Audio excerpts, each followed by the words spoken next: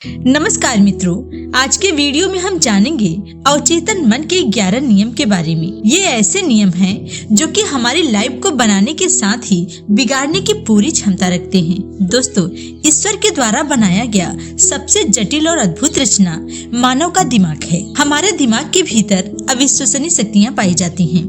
इन शक्तियों से ज्यादातर लोग तो अनजान ही रह जाते हैं। आप अपनी चेतना और विचारों के प्रति जागरूक रह सकते हैं और उन्हें समझ सकते हैं।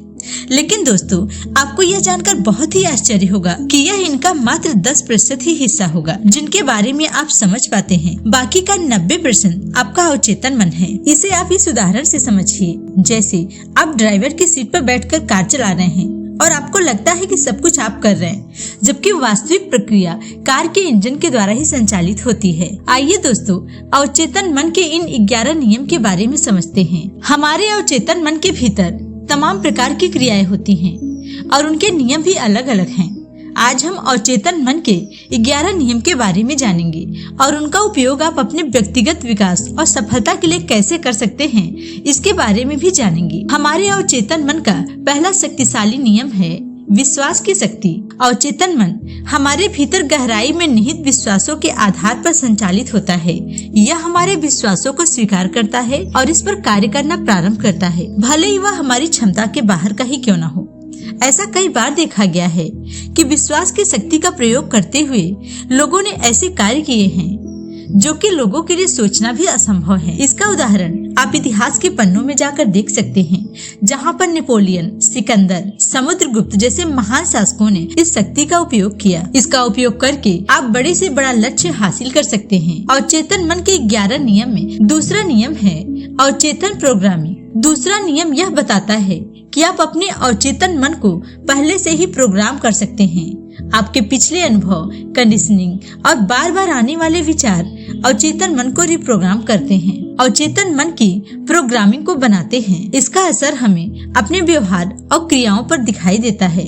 सबसे अच्छी बात यह है कि आप अपने अवचेतन मन के प्रोग्राम को बदल भी सकते हैं। यदि आपके भीतर नेगेटिव प्रोग्रामिंग हो चुकी है तो आप उसको पहचानिए और रिप्रोग्राम करके अपने जीवन में बदलाव कीजिए। तीसरा नियम है अवचेतन मन की भाषा। अवचेतन मन की अपनी भाषा होती है जिसमें वह चित्रों, आकारों, भावनाओं के माध्यम से संचार करता है। इसके भाषा को समझना और इसमें छुपे हुए संदेशों को जानना हमारे लिए आवश्यक होता है। यदि आप इसके प्रति जागरूक रहते हैं तो अवचेतन मन के ज्ञान का लाभ उठा सकते हैं। चौथा नियम है पावर ऑफ विजुअलाइजेशन।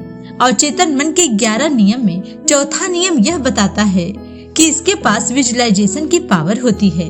इसका मतलब यह हुआ कि यह अपने लक्ष्यों, सपनों और जरूरी परिणामों की लगातार कल्पना करके उसे आप एक शक्तिशाली संकेत दे सकते हैं, जिससे वह आपको मनचाही दिशा में कार्य करना प्रारंभ कराता है। पांचवा नियम है भावनाओं की भूमिका। जैसा कि पहले भी बताया जा चुका है कि भावनाएं अवचेतन मन की भाषा होती हैं।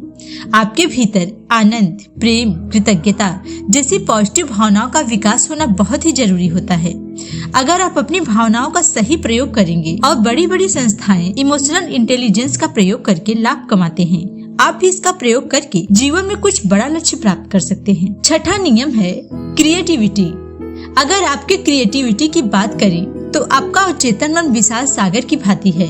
जिस प्रकार से सागर से सभी रत्नों को खोज कर निकाला जाता है, उसी प्रकार से आप अपने अनकॉन्शियस माइंड से ऐसी चीजें भी खोज सकते हैं जिन्हें खोजना अभी तक संभव नहीं हुआ है। वास्तव में कला, लेखन या बुद्धिमत्ता सभी चीजें अवचेतन मन के भीतर छुपी हुई होती हैं, जिन्हें आपका चेतन मन उपयोग करता है। अगर कम शब्दों में कहें तो हमारी सारी क्रिएटिविटी का स्रोत हमारा अवचेतन मन है। अवचेतन मन के 11 नियम में ये छठा नियम है जिसकी मदद से आप कुछ भी नया क्रिएट कर सकते हैं। सातवां नियम है आत्म छवि।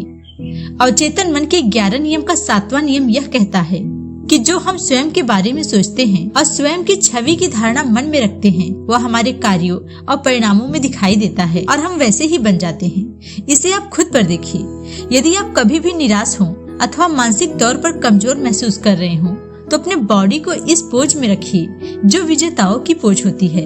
आप देखेंगे कि आपका तनाव 5 मिनट के भीतर ही कम हो जाएगा तथा आपके भीतर एक ऊर्जा का अनुभव होने लगेगा। आठवां है आदत की शक्ति। अगर व्यक्तिगत तौर पर आप मुझसे पूछें तो मैं कहूँगी कि अवचेतन मन के 11 नियम में आपका पसंदीदा नियम कौन सा है? तो मैं कहूँगी आदत की शक्ति। इसके पीछे का कारण भी है। इसके पीछे के कारण को आप जानिए। जिस कार्य को आप बार बार दोहराते हैं वह आपकी आदत बन जाती है। इसे अगर आप पॉजिटिव तरीके से लें तो आप अच्छे कार्य को दोहराकर एक अच्छा रिजल्ट पा सकते हैं। 9वां नियम है अंतर्ज्ञान। अवचेतन मन का यह नियम बताता है कि आप अपने अवचेतन मन के इस्तेमाल से अपनी चेतना को शांति और सुखी कर सकते हैं। वास्तव में हमारा अवचेतन मन अंतर्ज्ञान से जुड़ा हुआ है जो हमें सही मार्गदर्शन प्रदान करता है। 10वां नियम है प्रतिज्ञान की शक्ति। अवचेतन मन के 11 नियम में 10वां नियम प्रतिज्ञान की शक्ति का नियम है। प्रतिज्ञान एक सकारात्मक वाक्य होता है जो हम खुद को समझाने, प्रभावित करने और सकारात्मक बदलाव को प्राप्त करने के लिए दोहराते हैं। 11वां और अंतिम नियम है स्वीकार करें या छोड़ दें। यदि आप खुद को बदलना चाहते हैं तो यह एक बहुत अच्छा टूल है जिससे आप अपने भीतर मनचाहा बदलाव ला सकते हैं। जब भी आपके मन में कोई नेगेटिव विचार उत्पन्न हो तो आप उसे अस्वीकार कर दें। अवचेतन मन के 11 नियम में आखिरी रूल यह कहता है कि आपके भीतर उत्पन्न हुए विचार को स्वीकार करने और उसे छोड़ने की शक्ति छिपी होती है।